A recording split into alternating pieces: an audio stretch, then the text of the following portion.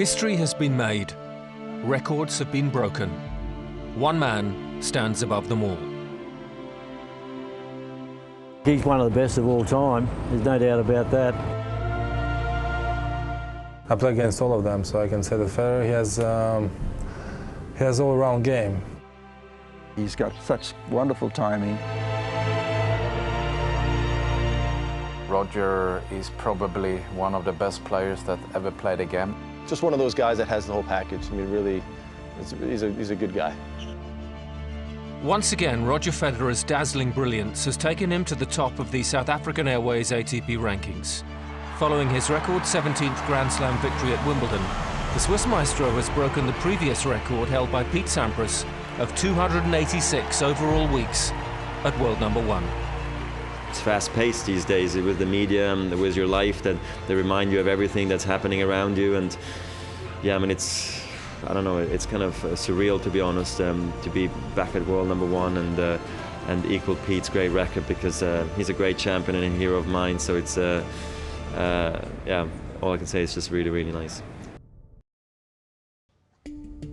Federer first became number 1 in the South African Airways ATP rankings in 2004 and held the position for a record 237 consecutive weeks.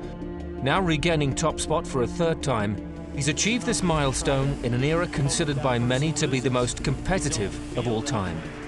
In a glittering career, he's played against and beaten some of the greatest athletes to have played the game of tennis. He's the most complete player of all of them. So the thing is, Pete, he was good at his game, Agassi at his game, 2 separate games, and Federer, he has both of it, Sampras and Agassi, so you cannot get any better than that.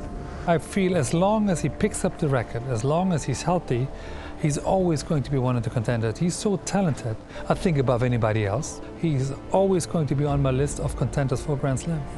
Well, I think Roger's just handled himself so well over the years. Obviously a great player, you know, just one of those athletes that I root for.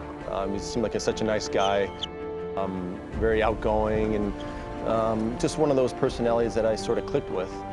His anticipation and timing is something that as only a few players in the world has something like that. And Roger displays it, and he has the humility and he enjoys the sport. You can tell he enjoys the sport, because you don't see him throwing his racket or anything like that. He just missed that point, so I'll get the next one. He's an ideal person because he's just been a great asset for the game of tennis on a worldwide basis. You know, his behaviour on and off the court. Roger's lifted the level of the game. I love watching how Federer can make such a physical game look so effortless and graceful. He's been so great to tennis because he's such a personality. So everybody loves Roger, the way he plays, the way he acts on the court as a sportsman, off the court. You know, he's doing all the right things, and he's a very mellow and a very sort of down-to-earth guy. So I think everybody's got so much respect for him now, and you know, I think the longer he stays in tennis, the better it is for tennis. Federer's career statistics are simply awe-inspiring. 75 singles career titles, a record 17 Grand Slam singles titles, 20 ATP World Tour Masters 1000 crowns, and 6 Barclays ATP World Tour Finals titles. And he's now been ATP World Tour #1 longer than anyone who's ever lived.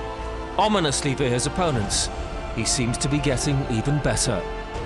Congratulations, Roger.